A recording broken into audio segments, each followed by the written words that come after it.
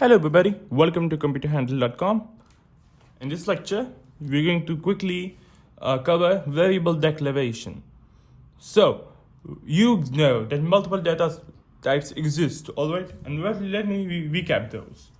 We've got alphabets, numbers, decision makers, alright? And of course, we also have sometimes time or date. And the technical computer science terms for this is string, or for single character, it's char, right? String is always used in double quotations, but a char only requires a single notation because it's a single character. Then we've got numbers, which may include integer.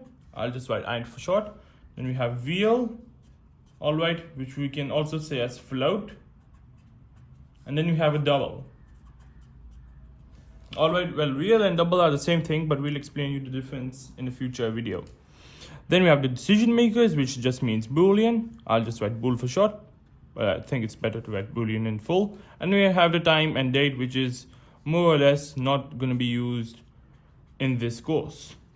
So let's suppose that we have to input a variable in pseudocode. Let's suppose we write input x, like we did in the last lecture. We need to know what x really is. Is it a boolean? Is it entering a number? Is it entering a string? That's why we declare a variable to let the computer know that this is a string or this is an integer.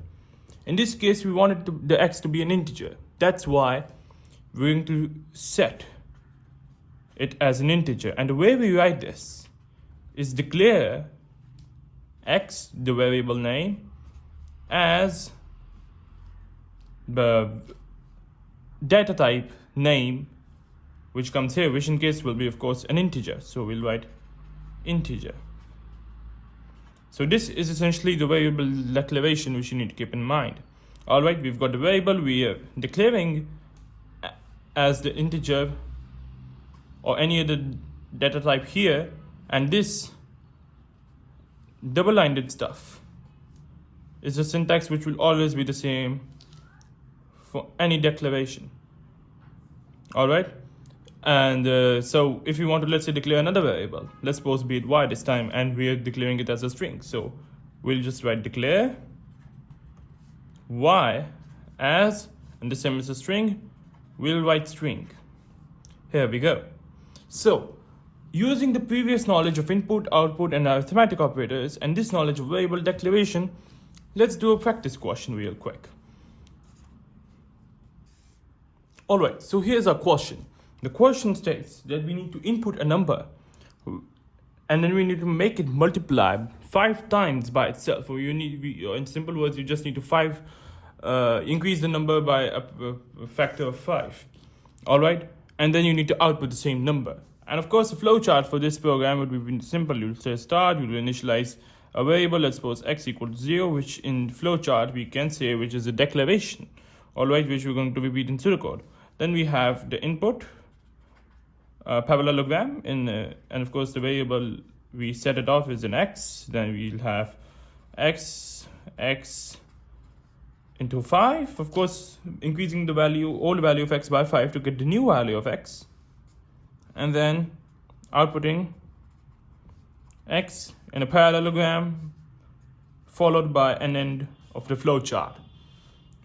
Now let's replicate this in pseudocode. All right, bear in mind, with practice, you should be able to create pseudocode without the use of flowchart. All right, so let's start with pseudocode, and here's our following lines. I'll just number them for the ease. It's always a good practice to number them, it's though not necessary. All right, so we need to input a number, but before we input, we need to declare a number, which is done like so. Here we will actually initialize it to a variable, but we'll declare it, we'll let the program know that, oh, it's an integer. All right, because of course it's an integer in the scenario. All right, so we're gonna use the same syntax we used here, and we're going to say declare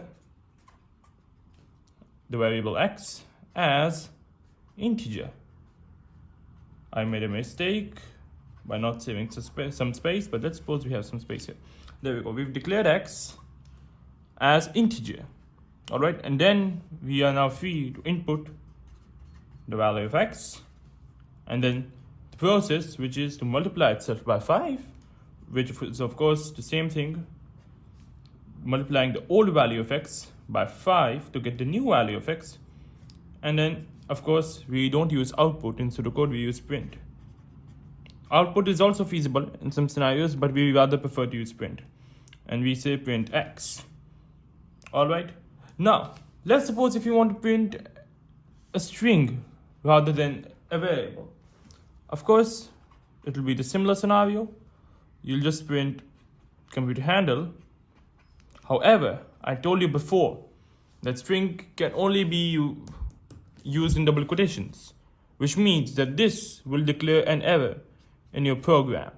In order to fix it, you need to add double quotations on either side to let the program know that, oh, you're printing this string. So it'll print all of the things as it is. All right. And that's it for this lecture. Thank you very much for viewing computerhandle.com.